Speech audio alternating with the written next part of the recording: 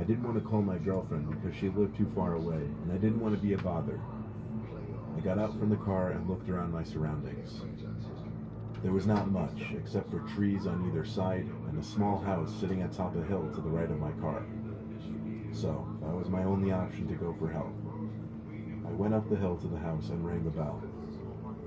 It was 9:30, so it wasn't exactly too late to be ringing someone's bell in this kind of scenario. I waited patiently. There were lights on in the house after all. After a minute, I gave the bell one more ring, but I told myself that would be it. After waiting another minute, I accepted defeat and walked away from the door. As I went down the little walkway, I heard a weird noise that seemed to be coming from the side of the house, like the moaning and distressed breathing of someone in pain. It came from behind a line of bushes. Quite frankly, I didn't feel right snooping over there, so I continued back down the driveway. I did take a look back at the house, and noticed a light upstairs was on now that wasn't on before. There was someone standing at the window. I could see their head and shoulders. I stared for a moment, expecting them to do something, like maybe come to the door. But they didn't move, and it got weird. So I continued back to my car. I leaned on my car door and called AAA, which was my roadside assistance company. They said they would deliver gas to me within half an hour. It was too hot out to sit in my car, so I stayed outside. I waited around texting people, checking Instagram, and pacing back and forth. When I heard a deep voice go, "Excuse me," my head shot up. There was a guy standing by the curb near the driveway to the house. He was wearing a hat really low and tilted his head down, hiding a lot of his face. He asked me if there was a problem. I said I ran out of gas right here. All he said in response was, "Oh." He turned and started walking back up the hill. Pretty soon he disappeared behind the bushes on his property. He seemed like a very creepy man based on that short interaction. I texted my girlfriend about the whole thing, and she said I should go see what that sound I was hearing behind the bushes was. I kind of wanted to be honest. So I snuck through the trees next to the guy's house up the hill and went to the side of the house where I heard the noises. I tiptoed up to the wall of the house and then stopped to listen. There were the moans and breathing again. They were coming from a window. I went to the window and tried to look inside, but the blind was down, so I couldn't. The sounds were concerning, though. I lightly tapped on the window and said, "Is everything okay?" I heard someone say in a faint, weak voice, "Help." I stood there thinking about what to do, when all of a sudden the blind kinked open, and I saw a face looking back at me through the window. I couldn't tell for sure, but it looked like the creepy man who came outside.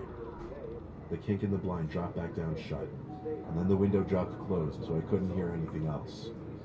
I didn't care though. I ran back down to my car, got in, and locked the door.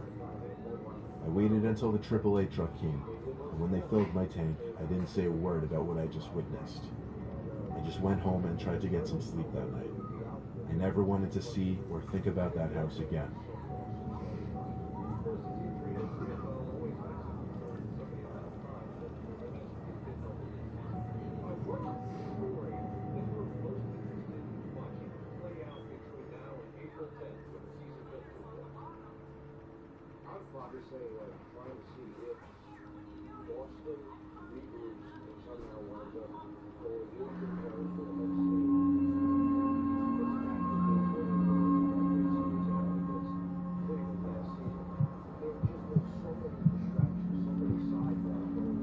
Back around 2010 and 2011, when websites like Chat Roulette were popular, my friends and I would sometimes mess around with people on our webcam. The website usually peaked on weekend nights, and when we were like 14, we didn't really do much on weekend nights. So I had my friend Peter over, and we hopped on Chat Roulette. It was just my mom home, so we went upstairs with the laptop where we could be as loud as we wanted. We acted like two idiotic 14-year-olds, basically being mean and rude to anyone we saw. So basically on Chat Roulette, you'd press go, and it would match you with someone else, anyone else using their webcam. Some girl who appeared to be a couple years older than us popped up. Her camera quality wasn't the best, and she was sitting in a dark room with a blue light filling a decent amount of it. I'm not going to get into the nitty-gritty tiny details over what Peter and I said to her, but we acted like douchey, mean teenage boys, to be frank. Then Peter said, "Who is that behind you?" I suddenly looked beyond the girl to see what he was talking about. I didn't see anyone, so I caught on that he was joking. She seemed to know he was messing with her right away too, saying something along the lines of us being little dweebs. Peter insisted to the girl he was being serious, and I played along with it. The girl turned around, and like the two of us, she didn't see anyone behind her. All I could see behind her was the rest of the room, which appeared to be a mess, and her bed tucked in the corner of the room. Peter said there was someone hiding behind her bed. I looked at Peter, trying to hold in the laughter and make it seem like I was seeing what he was seeing too. Then I finally noticed someone in the background, by the back wall of the girl's room. He was coming out from behind the bed, seemingly trying to be inconspicuous. My smile disappeared as I then realized Peter wasn't joking around. I started telling her that someone was actually sneaking up behind her. Realistically, I assumed it was her brother or something messing with her, trying to scare her. So I said that. I said, "It looks like your brother is trying to scare you." She finally turned around, and her reaction was not what I was expecting at all. She screamed at the top of her lungs and jumped back out from her chair onto the desk, crawling backwards while frantically kicking her feet at the person approaching her.